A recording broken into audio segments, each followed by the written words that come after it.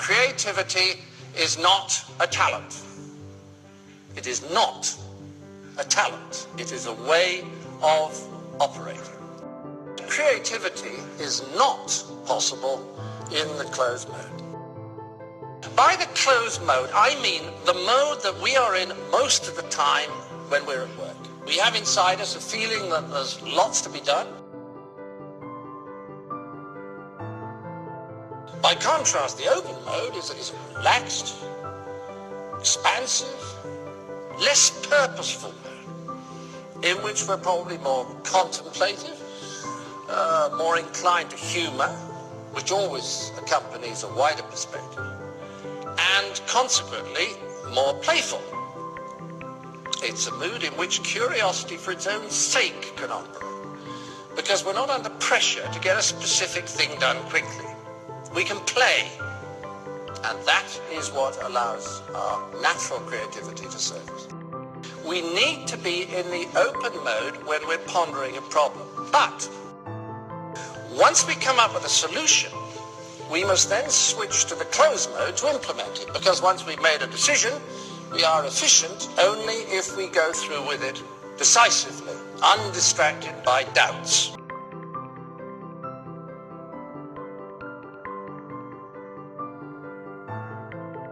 We too often get stuck in the closed mode.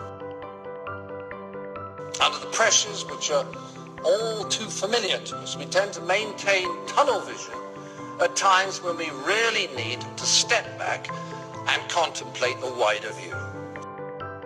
There are certain conditions which do make it more likely that you'll get into the open mode and that something creative will occur. You need 5 things. 1, space. 2, time. 3, time. 4, confidence. And 5, humor. You must make a quiet space for yourself where you will be undisturbed. You have to create your space for a specific period of time. And it's only by having a specific moment when your space starts and an equally specific moment when your space stops that you can seal yourself off from the everyday closed mode in which we all habitually operate. The third factor that facilitates creativity is time. Giving your mind as long as possible to come up with something original. The most creative professionals always played with the problem for much longer before they tried to resolve it, because they were prepared to tolerate that slight discomfort and anxiety that we all experience when we haven't solved a problem. Just because they put in more pondering time, their solutions are more creative. Number 4 is confidence. Nothing will stop you being creative so effectively as the fear of making a mistake. So you cannot be playful if you're frightened that moving in some direction will be wrong. Humor is an essential part of spontaneity, an essential part of playfulness, an essential part of the creativity that we need to solve problems.